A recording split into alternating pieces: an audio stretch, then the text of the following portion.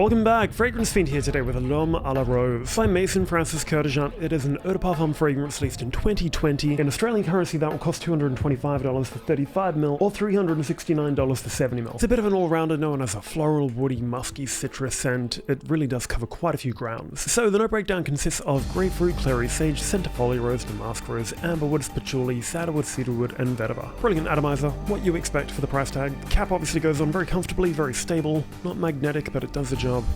So yeah, straight off the bat, it just opens up so incredibly fresh and citrusy. The clary sage absolutely dominates, where the grapefruit adds quite a bit of a bitterness to the mix. Normally, I absolutely love when brands do something other than bergamot, but I think for this one, that would have probably been the more appropriate option, but can't be a hater for them trying something different. And simple as that, it leads you to believe that it's a very fresh summer scent, perfect for like everyday wear. And then after that first minute, once the roses kick in, it masks that opening completely, and it's a very jagged transition between them, which can be very deceiving if you go to spray it and smell it a minute later. It's going to be something completely different. It's a very complex fragrance, I guess. You also get that element of spice as well, derived from the roses. It's subtle, but it's present, and it just smells so organic. This is what I really appreciate about these type of fragrances, which are built from natural materials. You can smell everything going on in them. It really does showcase the level of skill, artistry behind perfumers like Mason Francis Kurkdjian. Once the dry down begins to develop, the roses are still obviously very prominent throughout that entire dry down. However, you're kind of assuming it's going to go into a woody direction with the amount of woods that are actually in this fragrance, but it actually goes down the more muskier path. The woods definitely add another dimension to the fragrance, but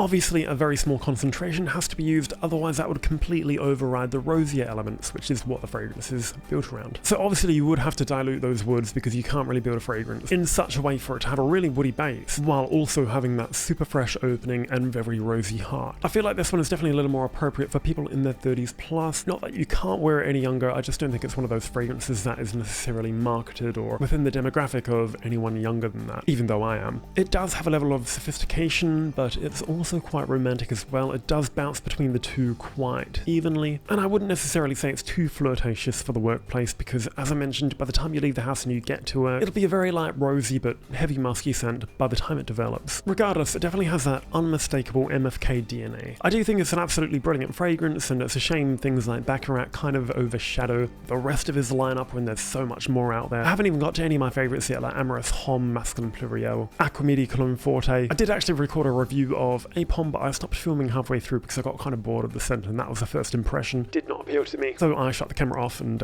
yeah. Even though the fragrance was created with the intention of men wearing it, it's really only the opening which gives you that impression. And a tiny bit of that base with the light woods and heavy musks, but otherwise I think it's a little more unisex. Even though I do believe that this is quite a fine scent, it's not something I typically lean to as much myself personally. So if you're looking for a light, somewhat refreshing, unique scent that isn't typically that common in the realm of what most males wear, or you're trying to pick an easy wedding scent, this is a great choice. But some elements of it are definitely not for everyone. Nevertheless, still a gem in MFK's entire collection. But anyway, that's all for today's video. Thank you so much again for watching. I'll see you next time.